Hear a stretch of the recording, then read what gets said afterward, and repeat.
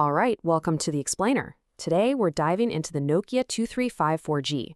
This is a phone that's all about nostalgia, promising a simpler life. But the big question is, does it actually work in today's world? Let's get into it. First, let me ask you something. Are you just overwhelmed by your smartphone?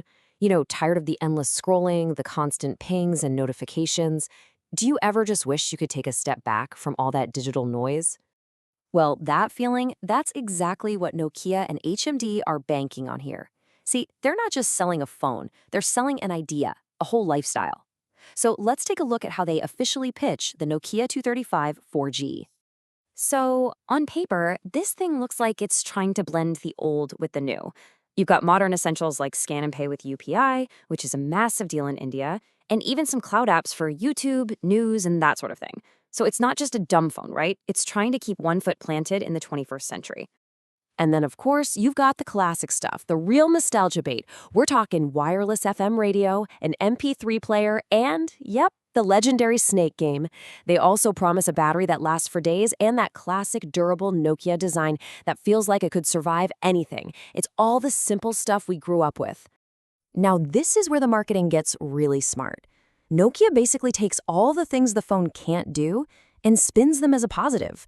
They call it the joy of missing out. The whole idea is, if it's important, they'll call or text. You get to ditch all the social media noise. It's a really powerful pitch, framing a limitation as a feature. Okay, so that's the official story, right? A perfect mix of old-school simplicity and modern essentials. But what happens when this phone actually gets into the hands of real people? Let's check out the user verdict. And yeah, right away, our first clue that things are a bit more complicated is this number. 3.6 out of 5 stars, based on over 800 reviews on Amazon India. Look, that's not terrible, but it's definitely not a home run either. It hints that there's a pretty big gap between the promise and the reality for some people. But this donut chart, wow, this is what really tells the story. The response is just completely polarized. You've got a huge chunk, 46%, giving it a perfect 5 stars. But then on the flip side, you have a really significant 21% giving it just 1 star. So basically, people either love this phone or they absolutely hate it. There's almost no in between. So what is going on here? Why such a drastic split? What's the difference between a 5-star experience and a 1-star disaster? To get to the bottom of this, let's dig into the praise and the problems, and we'll compare what the marketing promised against what users actually experienced. All right, first up, battery life. This is like the #1 reason to get a future phone, right? The promise from Nokia is super simple: power on for days. That's the dream for anyone who's sick of being tethered to a charger. But the user reviews tell a totally different story. Out of all the reviews that even mention the battery, the negative comments crush the positive ones by more than 2 to 1. For what's supposed to be a core feature, that is a massive red flag. So here's the bottom line. For a lot of people, that promise of a long-lasting battery just didn't happen.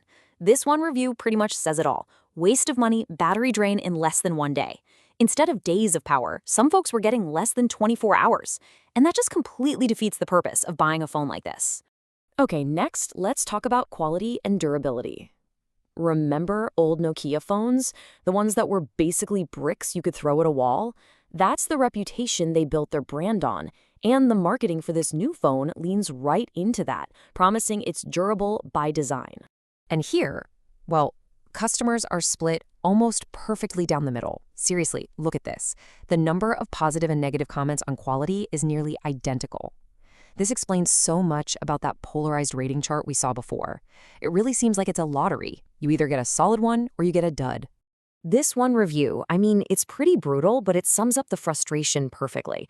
Unresponsive keypad, poor display, short battery life, poor call quality, flimsy build.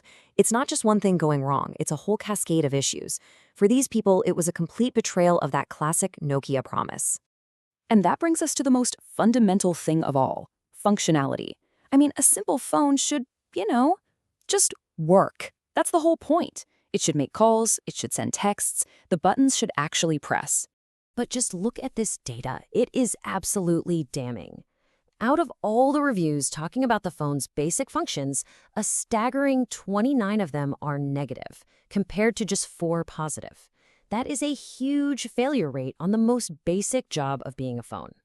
We're talking about major deal-breaking problems here.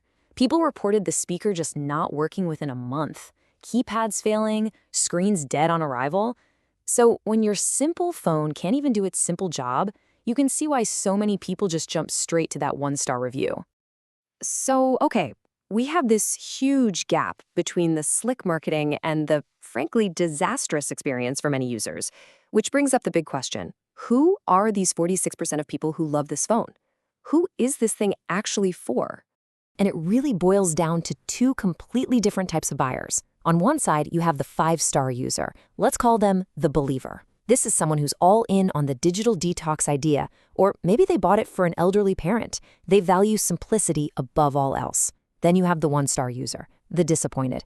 This person probably got a lemon right out of the box, was fed up with the terrible battery life, and just felt the overall quality was a ripoff for the price. So here are the key takeaways. Buying the Nokia 235 4G is pretty much a gamble. The marketing promises this cool, modern classic hybrid, but for a lot of people, it's just a functional failure. The phone's biggest fans, that 46% giving it 5 stars, are the ones who are dead set on disconnecting from the digital world. For them, that joy of missing out isn't just a clever slogan, it's a genuine feature. And all of this leaves us with one last big thought. The fact that nearly half of the buyers love this phone, even with all its potential flaws, points to something really interesting. There's clearly a growing demand for less connection. So what does it say about our relationship with technology today that so many of us are willing to put up with major problems just to get a little bit of a break?